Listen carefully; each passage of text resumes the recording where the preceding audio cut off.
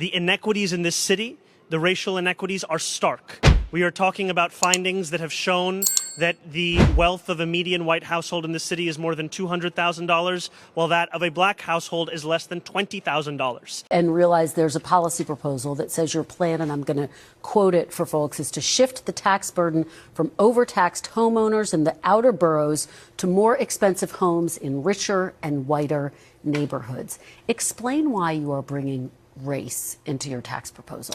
That is just a description of what we see right now. It's not driven by race. It's more of an assessment of what neighborhoods are being undertaxed versus overtaxed. So no plans to change that language on your website? The focus here is to actually ensure a fair property tax system, and that the use of that language is just an assessment of the neighborhood. And while today's true cost of living measure confirms that the affordability crisis touches every corner of our city, we know that these effects are not applied evenly.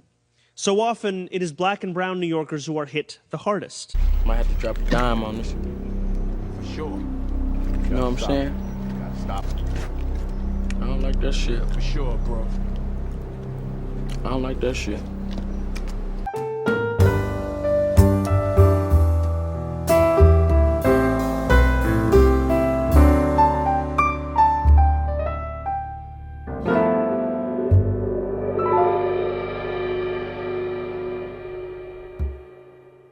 Alright, y'all, we back with another video, man. Y'all know how we do. Always pushing health, wealth, and a better understanding of self. So check this out. In this video, y'all, we going over how Zohran Mamdani is probably using black people's image, name, and likeness for his people, okay? It ain't clarified yet, but he's saying that, okay, he's trying to address racial inequalities in New York City. And this is how he's trying to do it. He's saying the wealth of the median white household is around $200,000, while the black household is less than $20K. And we understand that, and this is from time from incarceration, mass incarceration, red line. It's a lot to go on to that. Okay, that this is why we're pushing for reparations, no check, no vote. But it says here that by shifting the tax burden to people who live in richer, whiter neighborhoods, and he's also asking them to stay in New York so he can get their taxes. But also saying what he's doing isn't driven by race. So when you hear that, you're going to think, hey, man, he's trying to put on and trying to do something for black people. But if you're really trying to help the wealth gap, you're going to have to agree to reparation. This plan was born during a defining moment in our city's history, when New Yorkers were in the streets in the midst of a global pandemic, calling for justice, demanding accountability, and bearing witness to brutality unfolding on our streets and on our screens. In that moment, our city was asked to reckon with the deep systemic inequities that have long shaped life here and to do better. New Yorkers across all 5 boroughs answered that call. Their voices, their advocacy, and their persistence are what brought us to this moment. The release of the preliminary citywide racial equity plan is a reflection of that collective mandate. It is not just a document, it is a commitment to confront institutional and systemic racism within our city and to begin the work of dismantling it. And while today's true cost of living measure confirms that the affordability crisis touches every corner of our city, we know that these effects are not applied evenly. So often, it is black and brown New Yorkers who are hit the hardest. This preliminary racial equity plan is the first step in developing a whole-of-government approach to tackling that reality. It is a plan that lays out these first steps to solve decades of neglect and discrimination, and it places the work of 45 city agencies within a singular framework. The wealth gap didn't just get here. It happened through time, okay, through a lot of programs and systems that they tried to keep us out of wealth. So to see Zohran Mamdani doing this and seeing what's going on in his city right now, I'm going to show y'all some clips of that. They're protesting. It seems like we have another war in New York between Gaza and Israel. And both of them are American. It's like, Why can't y'all take that over there? Why do we have to be going through that with, we got a mayor in our office that's fighting, and it just seems like we got all of these other countries in our country, and we got to deal with all their problems, and we tired of dealing with all their problems. I don't care no more about no other country problems. Yeah, I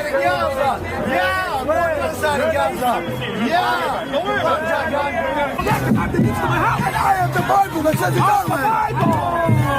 it's killing babies every day in Gaza because there's so nothing torture them every day in the name of Judaism, in the name of humanity. Yes, and support them. Get the fuck out! Gaza finish! Where's Gaza? Where's Gaza? Gaza's gone! Lebanon's gone! Houthis are gone! Who are you? Are you here? You guys lost! It's over! I hate black people. Nazi! Not Nazi! You're worse than Hitler! You're worse than Hitler!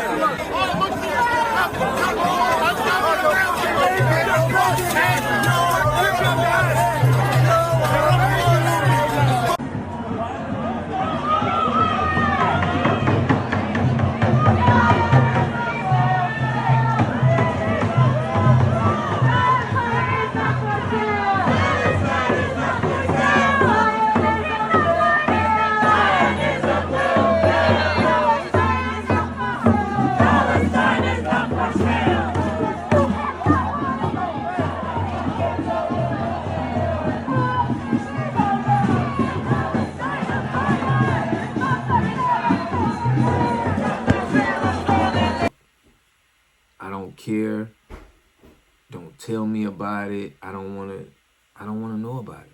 I want to get this country together, and this is how we pushing here in America from now on. Is we want to take care of us. We don't want to send no more money to no other countries, and I think this is what's gonna really affect politics, because a lot of people are waking up.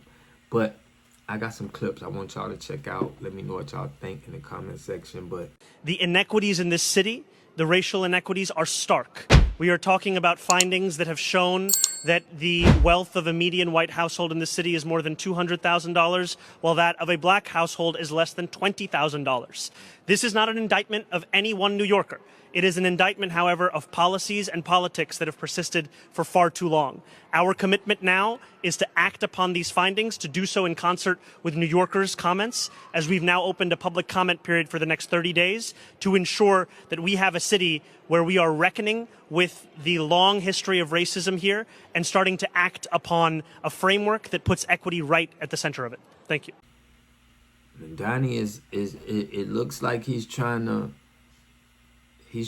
act like this isn't about race, but using us, just like we see they do so much. They use our image, name, and likeness and the things that we've been through to put on for one of their policies or things that's going to do good for their people. But let me know what y'all think in the comment section, man. I'll catch y'all in the next one. Let's get it. A community must have three things to have a community in it. You must have a wholly independent economic structure that can provide goods, service, products, and things for your own people, and jobs and tax spaces for your own people. You should at least control four basic things. You should be trying to control water, food, medicine, and energy to be able to survive and compete. Here we got Mr. Pollock. He had a cornfield. He took advantage of a free water test from us, and this is what we found in this water. We found sulfur, we found hardness, and we solved these problems with an easy fix of 2 tanks. So get your free water test today. Stay blessed. Click the link below.